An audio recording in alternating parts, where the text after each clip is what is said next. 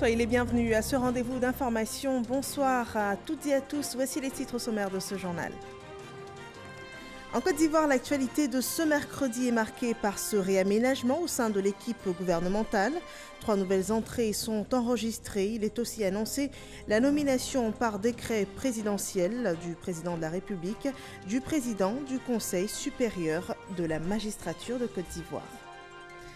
Et nous vous dirons tout sur la prise en charge des cas Covid-19 au sein du département des maladies infectieuses du CHU de Treichville. Un reportage inédit sur cette unité de soins où chaque jour, le personnel de santé affronte la Covid-19. Et au sein de la cité administrative du plateau, la tour A du haut de ses 70 mètres, 40 ans après, elle a fière allure. Après sa construction, elle a été récemment réhabilitée par l'État de Côte d'Ivoire. Nos reporters nous conduisent dans une visite de ce bâtiment remis à neuf. Bienvenue dans ce 23h. Pour démarrer ce journal, je vous propose de revenir sur cet entretien entre le chef de l'État, Alassane Ouattara, et le Premier ministre Amadou Gon Coulibaly, un échange par visioconférence que nous vous avons annoncé hier et qui portait sur le point à cette étape de la mise en œuvre du plan de riposte sanitaire et du plan de soutien économique, social et humanitaire mis en place par le gouvernement. Suivons cet élément. Moi, je suis content de vous voir bonne mine, bien reposé. Oui, tout à fait, M. le Président. Donc, mon programme, c'est du repos et des exercices. Ça donne donc des résultats et bon, nous sommes même que j'ai promis vous avez eu cette étape de dire qu'avec l'activité gouvernementale relativement chargée, on peut soutenir à l'intérieur, afin de faire face à la crise du Covid-19. Monsieur le Président. Oui. Il fallait que je fasse un peu de temps pour proposer. J'avais mon contrôle qui était prévu, qui arrive, qui devrait faire du fait de cette activité extrêmement chargée. Oui. Je suis heureux d'avoir eu, grâce à vous, l'occasion de pouvoir me rendre à Paris pour le faire. Oui. Ça s'est bien passé. C'est la meilleure fois. Bon, écoutez, moi, j'en suis heureux et maintenant, mais il faut en profiter pour prendre un peu de repos. Et puis aussi, bien sûr, comme nous en sommes convenus tous les matins et tous les soirs, nous ferons un point. Et puis, bien entendu, entre les deux, vous pouvez m'appeler à tout moment. Et moi, également, je vous appellerai en cas de besoin. Demain, on ne ferait pas de conseil des ministres. Nous voulons consacrer la journée de demain à la préparation du Conseil national de sécurité, puisque l'intérieur a repris les activités, je devrais dire, et les choses se passent bien. Donc, il y a le Premier ministre par intérim qui préside les réunions aujourd'hui, et demain, le monsieur sera annoncé pour prise d'effet le vendredi 15 en ce qui concerne Abidjan. Et vous avez les salutations du vice-président, du ministre d'État, ministre de la Défense qui assure votre intérim, et du secrétaire général de la présidence. Au dernier conseil, j'ai eu l'occasion d'informer les ministres que vous vous portez bien et que vous profitez de cette période pour vous reposer. Je vous pouvez bien traduire donc également tous les messages qui ont été envoyés par les uns et les autres.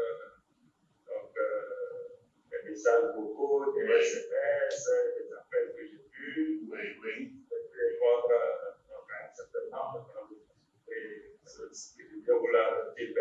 D'accord. Donc, à très bientôt, sans doute à demain.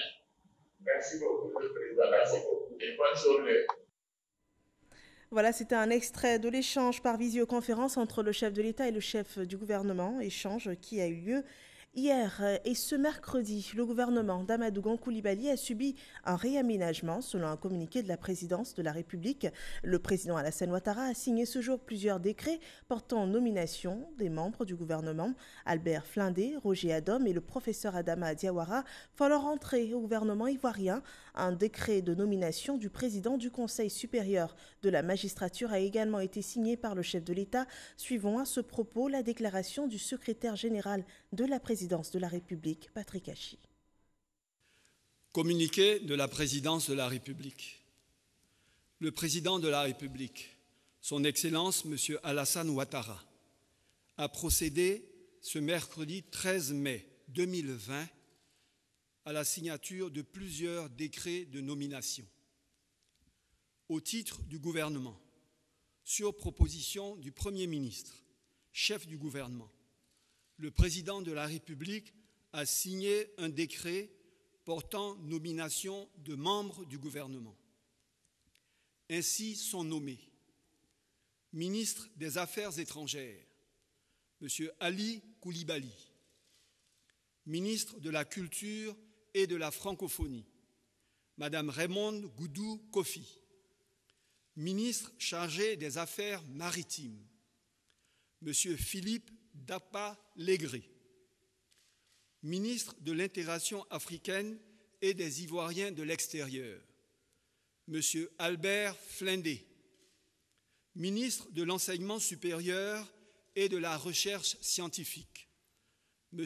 Adama Diawara, ministre de la Modernisation de l'Administration et de l'Innovation du service public, M. Roger Adom,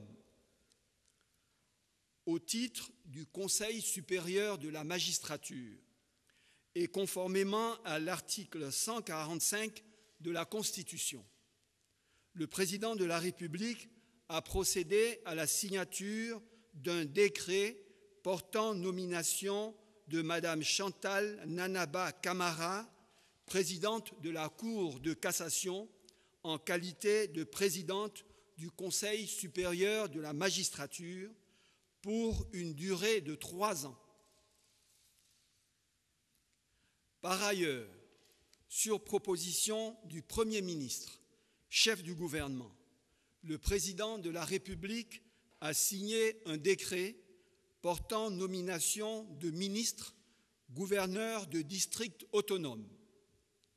Ainsi sont nommés ministre, gouverneur du district autonome d'Abidjan, M. Robert Mambé-Begré, ministre, gouverneur du district autonome de Yamoussoukro, M. Augustin Abdoulaye Thiam Oufoui, fait à Abidjan le 13 mai 2020. Voilà, la ministre Raymonde Goudou Kofi est confirmée à son poste de ministre de la Culture et de la Francophonie, un poste dont elle assurait l'intérim. Le portefeuille du ministère de la Modernisation et de l'Administration et de l'Innovation du service public dont elle avait la charge est confié à Roger Félix Adom, un brillant technocrate ivoirien dont Mahama Traoré dresse le bilan. Roger Félix Adom fait partie de ces brillants technocrates ivoiriens à avoir fait leurs preuves au sein de grandes institutions. Le nouveau ministre de la Modernisation de l'Administration et de l'Innovation du service public est titulaire de MBA de l'Institut d'administration des entreprises de Paris. Il débute sa carrière en 1990 dans le secteur privé comme consultant en système d'information pour le compte de cabinets de renom. En 2003, il est repéré par Orange Côte d'Ivoire et promu au poste de directeur général adjoint chargé des systèmes d'information. 7 ans après, son employeur l'affecte à Paris comme directeur du système d'information de la zone Afrique, Moyen-Orient et Asie, avec un portefeuille de 23 pays à superviser. Ces 14 années de prouesse dans le digital vont séduire la Banque africaine de développement qui le recrute en 2017 comme directeur des technologies de l'information de l'institution, poste qu'il occupera jusqu'en mars 2020. C'est donc un fin connaisseur de TIC qui se voit désormais confier la politique gouvernementale de digitalisation des services publics. Âgé de 53 ans, Roger Félix Adom est marié et père de 5 enfants. Des actes qui montrent bien que la continuité de l'État est assurée en plus de l'engagement du gouvernement dans cette lutte contre la propagation contre le nouveau coronavirus Covid-19. La riposte sanitaire est activée et nous vous en donnons l'information utile et précise.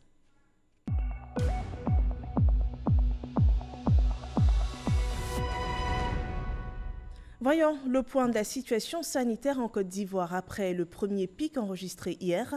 Il a été recensé ce 13 mai, 55 nouveaux cas, ce qui porte le bilan de la pandémie dans le pays à 1912 cas confirmés. Au total, 902 personnes ont été déclarées guéries et 24 décès ont été enregistrés, suivant cette déclaration du ministère de la Santé et de l'Hygiène publique. Le ministère de la Santé et de l'Hygiène publique a enregistré ce jour, mercredi 13 mai 2020, 55 nouveaux cas de Covid-19 sur 592 échantillons prélevés, soit 9,3% de cas positifs, 82 guéris et 3 décès. Le ministère de la Santé et de l'Hygiène publique présente ses condoléances aux familles éplorées. À la date du 13 mai, la Côte d'Ivoire compte donc 1912 cas confirmés, dont 902 personnes guéries, 24 décès et 986 cas actifs. Le nombre total d'échantillons est de 15 260. Le Conseil national de sécurité, qui s'est tenu le jeudi 7 mai 2020, sur la situation de la maladie à coronavirus, a décidé de la levée de plusieurs mesures restrictives à l'intérieur du pays.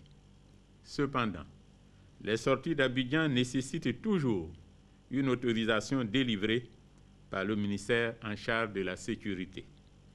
Toutefois, les demandes d'autorisation de sortie d'Abidjan, qui se font comme à l'accoutumée en ligne, ne nécessitent plus un certificat de test négatif au Covid-19. Le suivi sanitaire de toutes les personnes se rendant à l'intérieur du pays sera assuré au niveau des régions sanitaires. Aussi, nous demandons aux populations de continuer à appliquer les mesures barrières, notamment le lavage régulier des mains à l'eau et au savon, aussi bien à Abidjan qu'à l'intérieur du pays. Par ailleurs, devant l'apparition de signes tels que la toux, la fièvre et les difficultés respiratoires, vous êtes priés de contacter en urgence les numéros gratuits suivants, le 101, le 119, le 125 et le 143, ou de vous rendre dans un centre d'accueil et de dépistage COVID-19.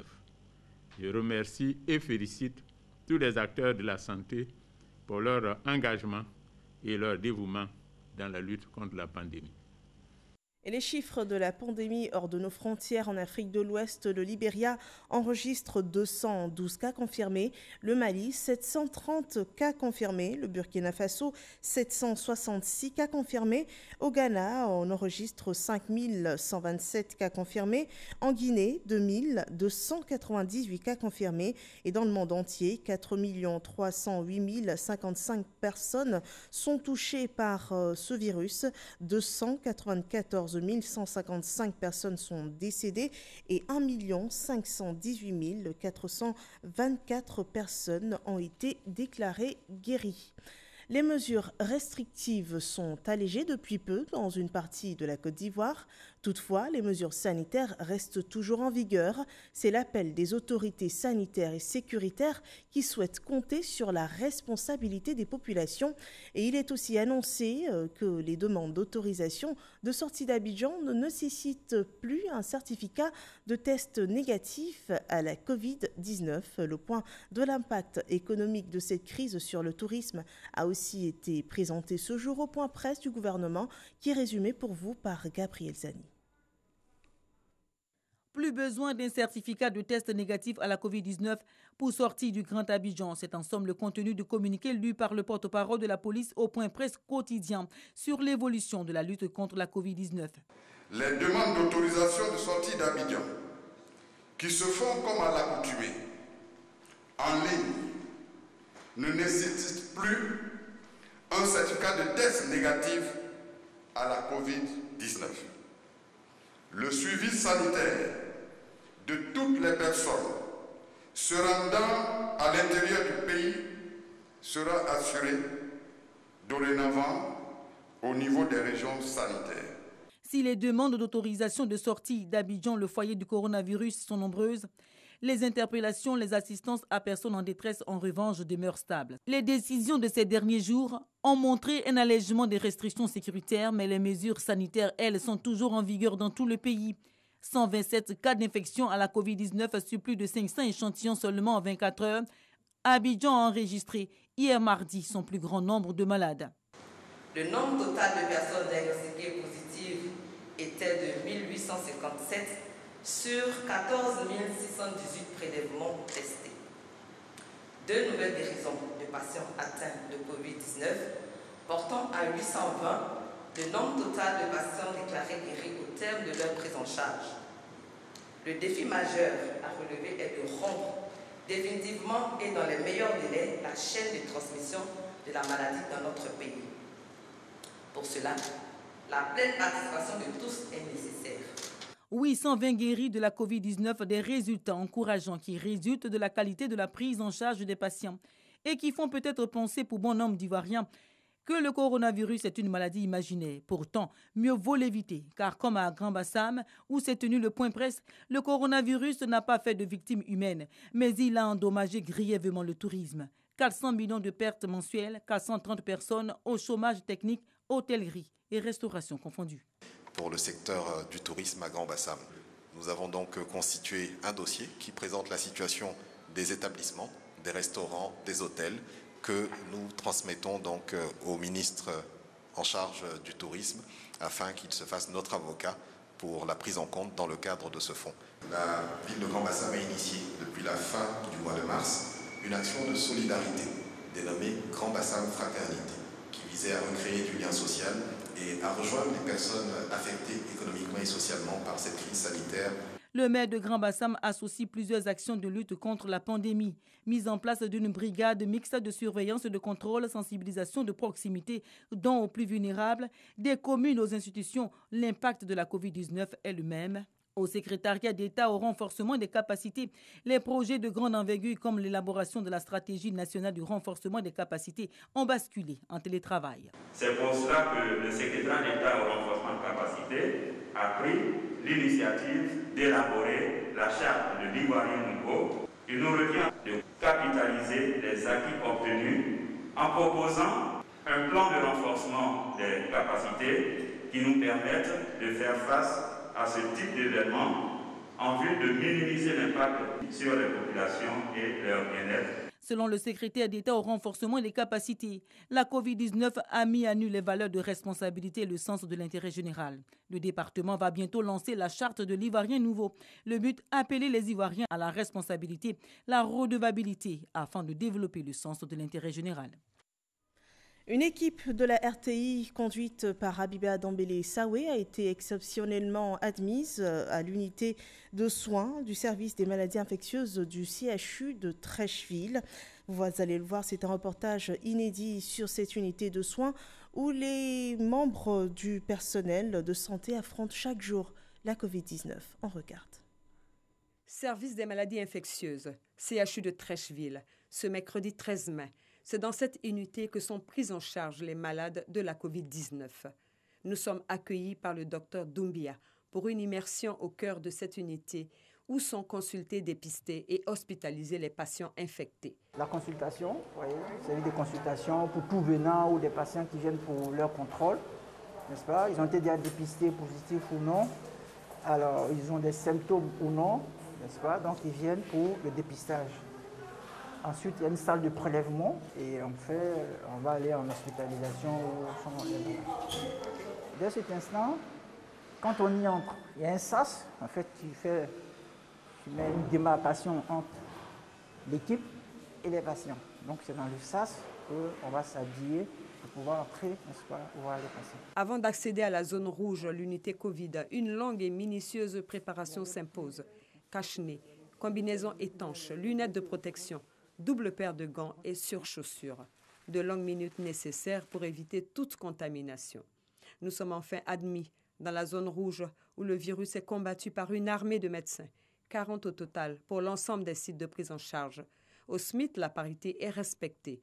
Les praticiennes sont appelées les Amazones. Ce sont elles qui sont en contact permanent avec les malades et leurs familles, les visites étant strictement interdites. Elles s'appellent Dr Diallo, Dr Akodo, Dr Ndao.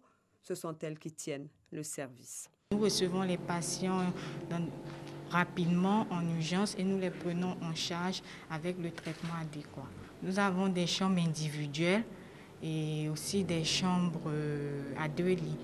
Quand on reçoit un patient d'abord, on essaie de voir son état parce qu'il y a quand même le volet de réanimation.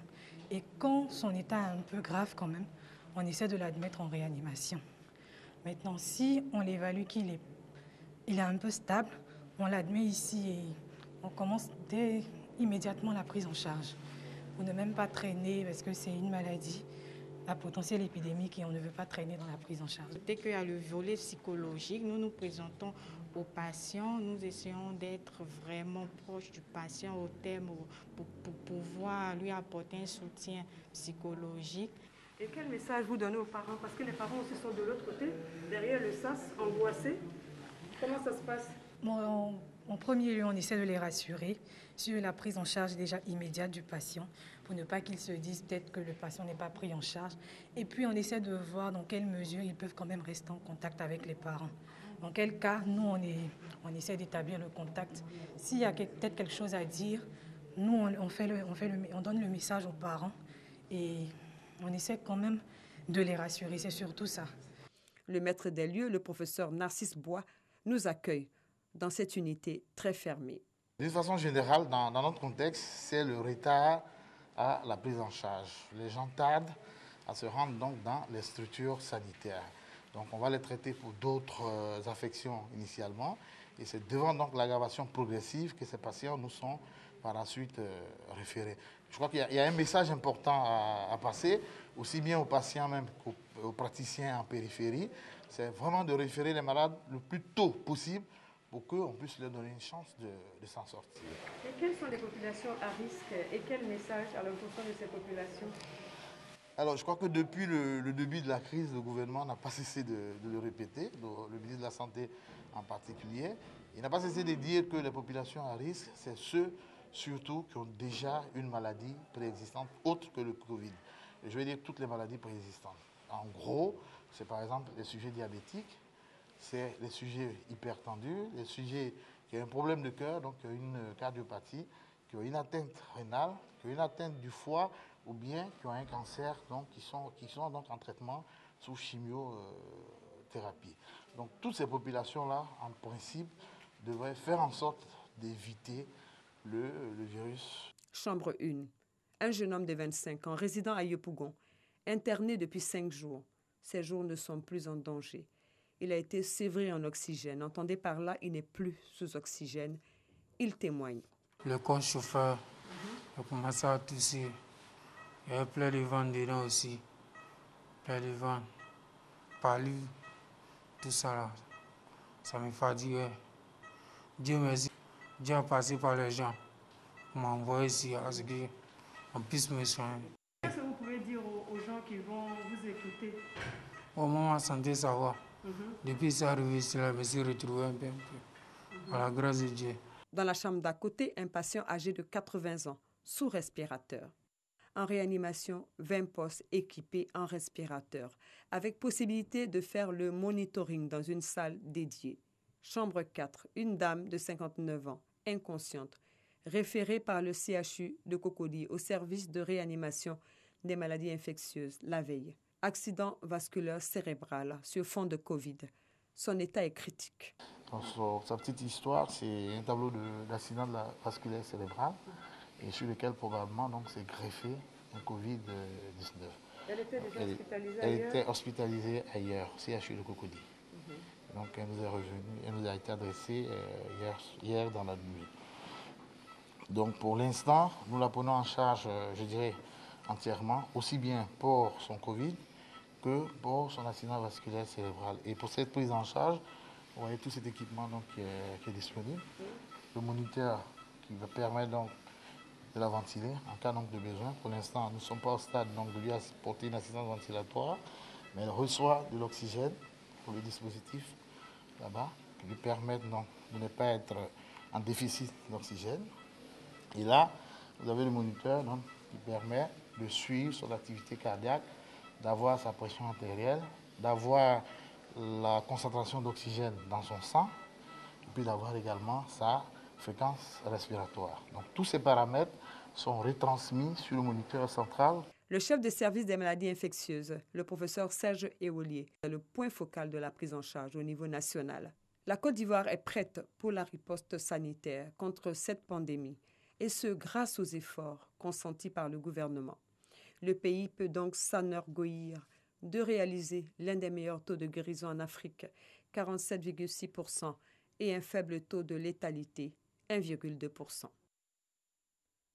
Voilà, c'est un reportage inédit sur la prise en charge des cas Covid-19 par l'unité de soins intensifs des services de maladies infectieuses du CHU de Treichville. Un reportage à revoir sur les plateformes digitales de la RTI.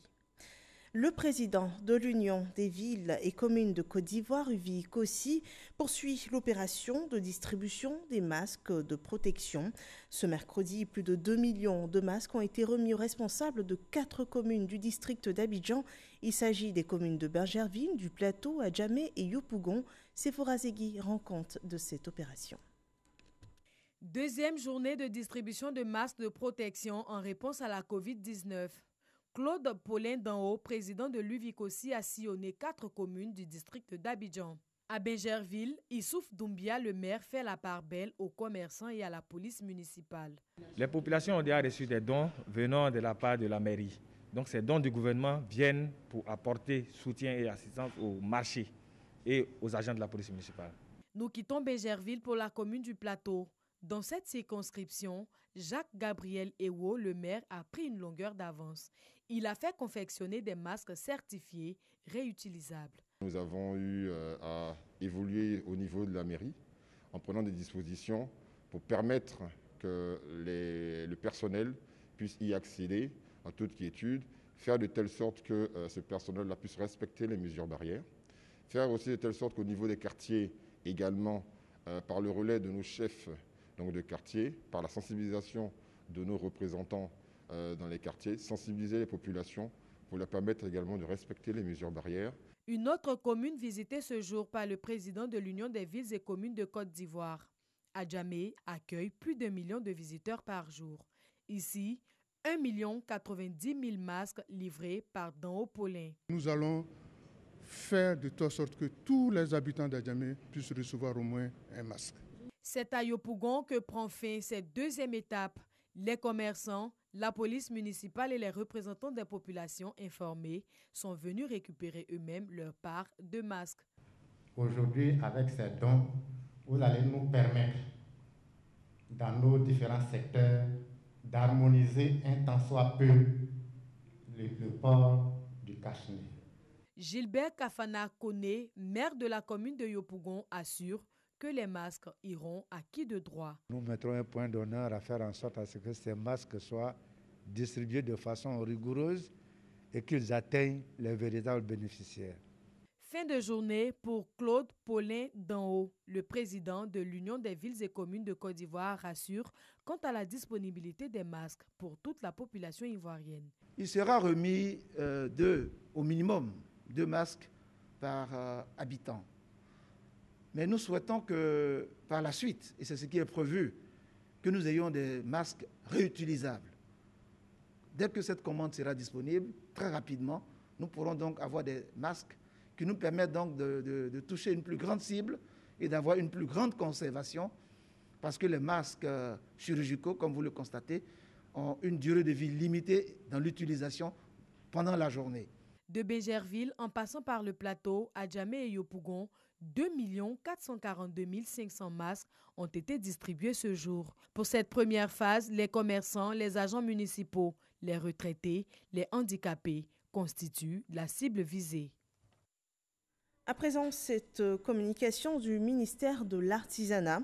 La Chambre nationale des métiers de Côte d'Ivoire, sous l'égide du ministère de l'Artisanat, informe les artisans que dans le cadre du plan de riposte contre la Covid-19, seules les directions régionales du ministère de l'Artisanat et les chambres régionales du métier sont désignées pour orienter et donner toutes les informations sur le fonds mis en place dans le cadre de la riposte. C'est un communiqué du ministère de l'Artisanat. La cité administrative du plateau abrite les tours A et B de structures jumelles de 70 mètres chacune construites en 1976. Après 40 ans de mise en service, elles ont été réhabilitées par l'État de Côte d'Ivoire. La tour A, aujourd'hui, a totalement été rénovée. Elle séduit plus d'un. Les usagers en sont fiers. Notre reporter Grace Kondo nous le fait visiter à travers ce reportage. Tour A, cité administrative au plateau. Ce bâtiment à fière allure, il vient d'être réhabilité par l'État de Côte d'Ivoire. Le secrétaire d'État chargé de l'enseignement technique et de la formation professionnelle y a ses bureaux, tout comme une dizaine de ministères. Brice Kwasi ne tarit pas d'éloges face à la beauté des lieux. En 2007, je fréquentais cette tour. Je vous avoue que le changement aujourd'hui, en 2020, comparé à ce que nous avions, le changement est tangible, est visible. Notre joie aujourd'hui, c'est de constater que la réhabilitation a pris en compte beaucoup d'éléments futuristes. Entre autres éléments que nous pourrions citer, une climatisation centrale, les éléments de sécurité sont également très futuristes. Une réhabilitation qui séduit également les travailleurs. Travailler dans cette tour, ça fait du bien depuis la rénovation. En tout cas, nous sommes à l'aise et dès qu'il y a un problème technique, la société en charge des tours vient régler immédiatement le problème. Par le passé, il était difficile d'accéder aux différents niveaux du fait de la vétusté des ascenseurs. Aujourd'hui, ce n'est qu'un vieux souvenir. On essaie d'assurer la fluidité au niveau des visiteurs qui arrivent au niveau de la tour A, les montées au niveau des ascenseurs, les descentes au niveau des ascenseurs. On oriente tous ceux qui viennent comme visiteurs à la tour A, qui ne savent pas où aller, où il faut partir. Avec le Covid-19, nous avons apporté un changement maintenant. C'est-à-dire que quand les gens arrivent, on leur fait garder une distance de 1 mètre entre les différentes personnes. Et de deux, quand ils montent dans l'ascenseur, ils montent à un nombre réduit, au nombre de 4 personnes. C'est-à-dire 3 personnes plus le liftier.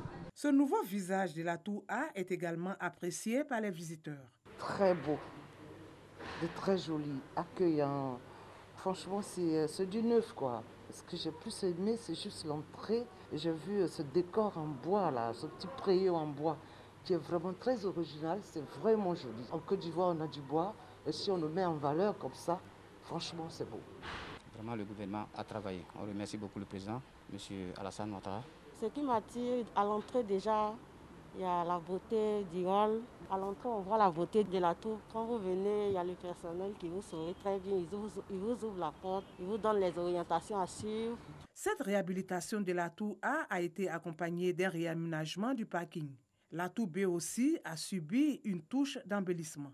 Toutes ces initiatives du gouvernement visent à améliorer les conditions de travail des fonctionnaires et agents de l'État en mettant à leur disposition le confort nécessaire. Une autre tour dénommée F est en construction. Elle est considérée comme la plus grande de l'Afrique de l'Ouest avec une hauteur de 281 mètres comportant 64 étages et 2 niveaux de sous-sol. Les travaux vont durer environ 5 ans. Hors de nos frontières, en Guinée, la maladie à coronavirus fait monter la tension sociale. Des violences causent la mort d'au moins 7 personnes. Des heurts opposaient hier la population aux forces de l'ordre à Koya et à Dubrika, 2 préfectures proches de Conakry. Des manifestants ont protesté contre la mise en place de barrages censés isoler la capitale à cause du coronavirus. Les manifestants disent subir raquettes et maltraitances de la part des forces de l'ordre. Et plus au nord-ouest du pays, à Kamsar, il y a eu des manifestations contre des coupures d'électricité. Et ces images de la Guinée mettent fin à ce journal. Merci de nous avoir suivis. Rendez-vous demain pour un autre journal. Bonsoir à vous.